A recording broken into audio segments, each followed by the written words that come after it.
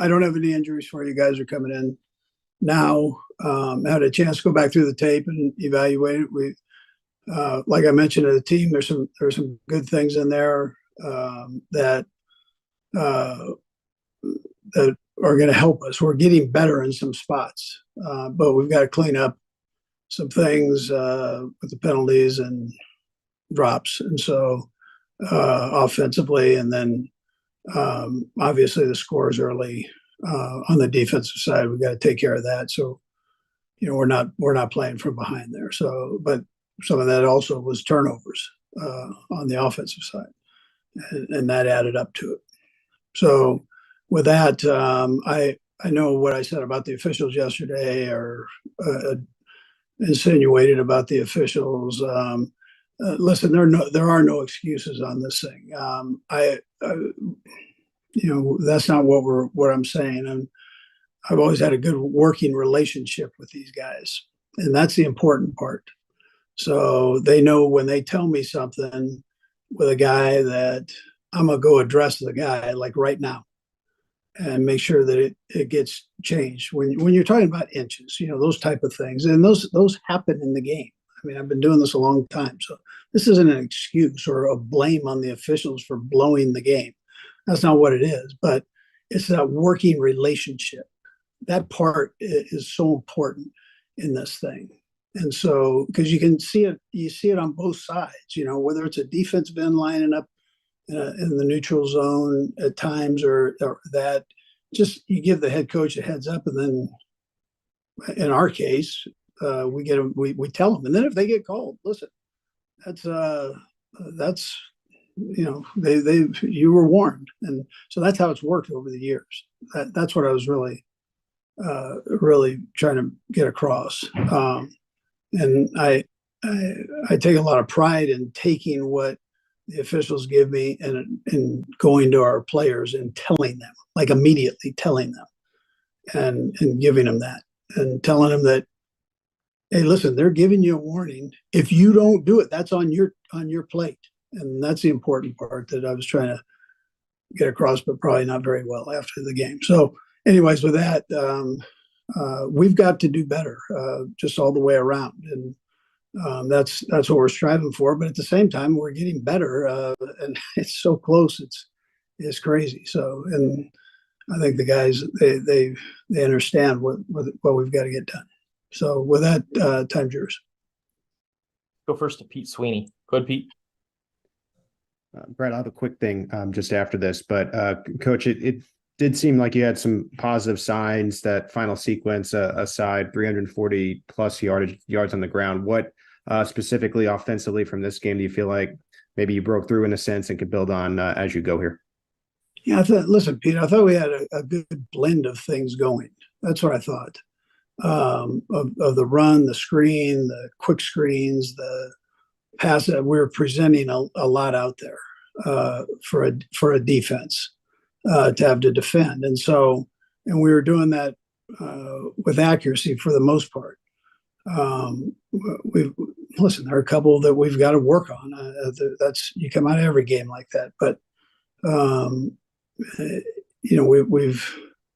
we had a lot of yards, and that was a positive thing. And I thought the guys came out with the right intent. They were playing their tail off, aggressive, hard football, both sides of the ball, and on special teams. So we've got to clean up some of these self-destructive things, and whether it's the penalties, whether it's the drops, whether it's the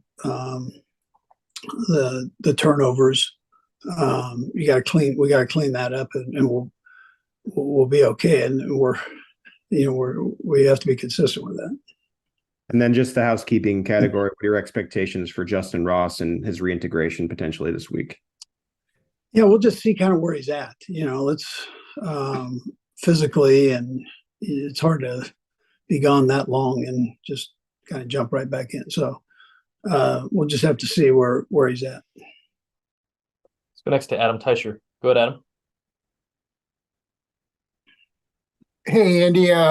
Regardless of whether that penalty on Kadarius Toney should have been called or not, I think you'd probably agree after looking at it, he was offside. So what's your coaching message to him today or Wednesday, whenever you see him next? And Brad will have a second question as well. Yeah. So listen, normally he looks over to the sideline and just gets an okay. And on that one, he just happened not to. So that would be the coaching point. Just make sure you check. Make sure you check with the guy on the side just to see if you're aligned. I mean, he's not lining up off sides on purpose. And listen, he was 2 inches away from or an inch from being legal. And so I mean, you can always, like I said, you can argue both sides of it. It's for both teams. There are things that happen where people, just it happens like that. So I guess the league's trying to clean that up. From what I heard by one of the broadcasters last night. So I don't, whatever. Okay, and that's not the first mistake he's made. Obviously, that's been a big point in the game that's really cost you guys this year. Are you anywhere close to maybe getting to a point with him where maybe you feel like he needs a little more development, a little more coaching before he gets more playing time? Are you anywhere near that point at all with him? Well, the thing I know, Adam, is he makes plays. He makes plays when he has the ball in his hand, and that's the important part. He's a young guy. I mean, he's not coming to us with a ton of experience. So, but I think he's getting better every week. This is one of those things, Adam, that but I don't see that as being a negative. I look at the things that he produced on too. So Go next to Sam McDowell. Go ahead, Sam. Hey, Andy, just wanted to follow up on something you just said as far as you heard on the broadcast that this was something they're emphasizing. Have you heard in any other avenues that this was going to be a point of emphasis at all? Well, I guess maybe they mentioned it to us probably somewhere. If this was one of the officials saying it on the broadcast, so it was I'm sure that they probably mentioned it somewhere. But it's not something that you've gone over with your team because it's been some. I know you guys get stuff in training camp that the officials come to give us everything. So that's everything's been covered, Sam. Let's go next to Seren Petro. Go ahead, Seren. Coach, Pat obviously was quite upset on the sideline and was having to be held back. And I know he's frustrated. I know everybody on your organization's frustrated about the call, but how much of that do you think is this is the third game where really a receivers, whether it's a drop or at the end of the game or a penalty or a collection of drops, has really ended up maybe costing you a win? How much of that do you think is frustration, maybe with the fact that you guys haven't got over that hump and maybe some guys have let him down? Do you see any of that creeping into why he was so frustrated in that game? Yeah, I think what he said was pretty accurate. And this, Seren, but we put so much time and effort into it, and both physical and mental effort, and for it to come down to something like that, that ends up being the frustration. It's not what happened before or that, but you just kind of what you've heard before, and you put that in the memory bank on again how things are normally handled. So when something changes like that in that type of a situation, is two great, really good football teams playing each other, and you're down to a minute and a half or a minute 50 seconds, all of a sudden you're right there and have a big play. I mean, I think anybody would say that that's a little bit frustrating. You just spent a whole week in preparation for an hour game. You just put hours into this thing for it to come down to that inch. Well, do we need to line up right? Yeah, we do. Yeah, we do. I mean, we've got to take care of that and not put it in the officials' hands. Well, that part we have to do.